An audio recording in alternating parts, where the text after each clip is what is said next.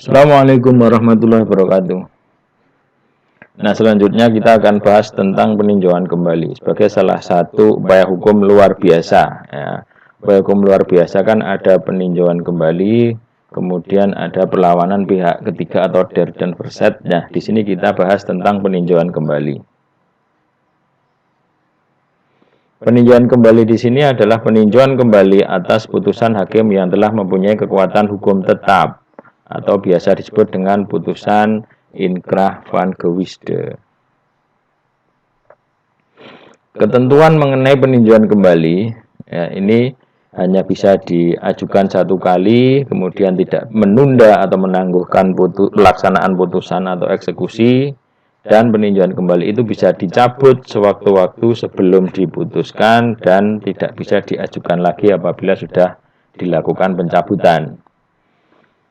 Untuk peninjauan kembali diajukan oleh para pihak atau ahli waris atau oleh wakilnya atau kuasa hukumnya.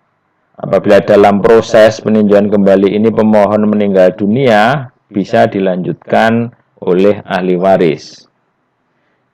Mengenai putusan PK, ini adalah putusan tingkat pertama dan terakhir. Jadi tidak ada upaya hukum lagi setelah peninjauan kembali. Nah, ini kita akan bahas tentang alasan dan jangka waktu peninjauan kembali. Jadi alasan tentang peninjauan kembali itu terbatas. Hanya ada 6 ya. A, B, C, D, E, dan F di sini.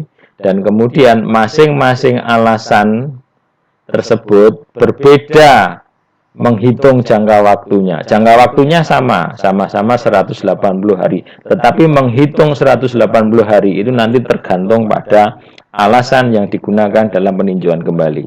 Misalkan alasan putusan didasarkan pada kebohongan atau tipu muslihat yang diketahui setelah perkaranya diputus, atau ada bukti-bukti yang digunakan itu adalah bukti palsu. Nah, itu menghitungnya adalah 180 hari sejak putusan pidana pemalsuannya tadi mempunyai kekuatan hukum tetap.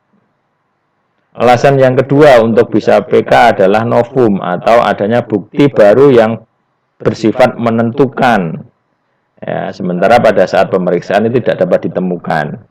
Nah, ini jangka waktunya adalah 180 hari dihitung sejak ditemukannya bukti baru tersebut. Kemudian untuk tuntutan yang tidak dikabulkan atau tuntutan yang putusan yang dikabulkan padahal itu tidak dituntut atau lebih dari yang dituntut atau disebut dengan ultra petita, jangka waktunya 180 hari sejak putusan mempunyai kekuatan hukum tetap. Kemudian apabila ada tuntutan yang belum diputus dan tidak dipertimbangkan, nah itu jangka waktunya 180 hari sejak putusan mempunyai kekuatan hukum tetap. Kemudian alasan tentang apabila para pihak yang sama mengenai suatu hal yang sama atas dasar yang sama oleh pengadilan yang sama atau sama tingkatannya memberikan putusan yang bertentangan atau satu yang lain berbeda. Jadi ada dua perkara, pihaknya sama, pokok perkaranya sama, oleh pengadilan yang sama tingkatannya itu diputus berlawanan atau berbeda. Jangka waktunya adalah 180 hari sejak putusan mempunyai kekuatan hukum tetap yang terakhir ya, putusan yang terakhir, perkara yang terakhir. Kemudian alasan yang terakhir adalah apabila suatu putusan terdapat kekhilafan atau kekeliruan yang nyata. Ini jangka waktunya 180 hari sejak putusan mempunyai kekuatan hukum tetap. Contohnya apa? Misalkan tidak dilakukan dalam sidang terbuka untuk umum, untuk pembacaan putusannya, ini bisa dikatakan terjadi kekhilafan hakim.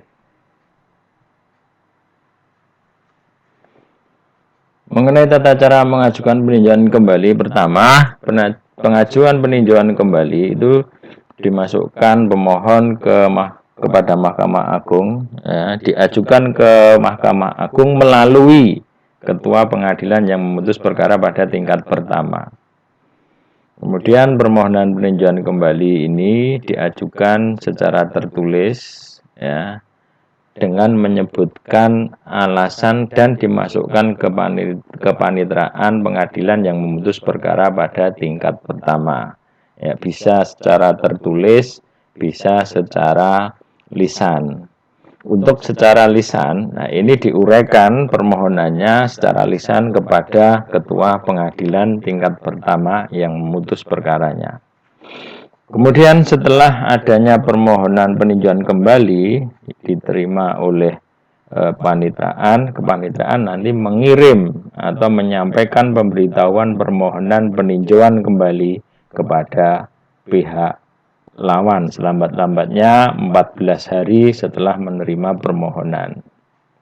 Nah, kemudian pihak lawan yang menerima permohonan peninjauan kembali tadi dalam tenggang waktu 30 hari setelah menerima pemberitahuan ya diberi kesempatan untuk mengajukan jawaban atas permohonan peninjauan kembali yang diajukan. Jawaban diserahkan kepada kepanitraan dan kemudian salinannya disampaikan kepada pemohon. Kemudian setelah permohonan lengkap ya, dikirim bersama berkas perkara dan biayanya ke Mahkamah Agung selambat-lambatnya 30 hari. Itu untuk cara pengajuan peninjauan kembali.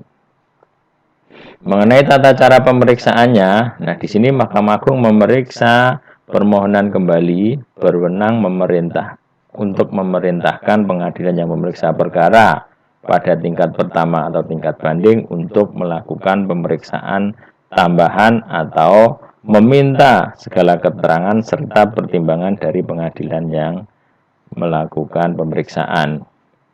Nah, kemudian setelah pengadilan pertama atau banding melakukan pemeriksaan tambahan, maka mengirim berita acara pemeriksaan tambahan tersebut serta pertimbangannya kepada Mahkamah Agung.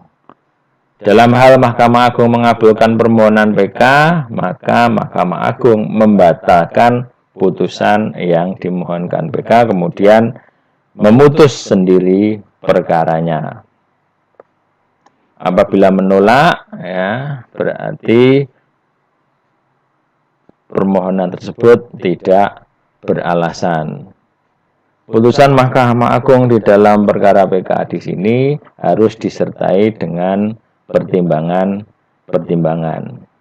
Nah, setelah menjatuhkan putusan dikirim ke pengadilan tingkat pertama untuk diberitahukan kepada pihak pemohon dan pihak lawan atau para pihak selambat-lambatnya 30 hari setelah menerima pemberitahuan putusan atau pengiriman putusan dari Mahkamah Agung. Demikian tentang peninjauan kembali. Terima kasih. Wassalamualaikum warahmatullahi wabarakatuh.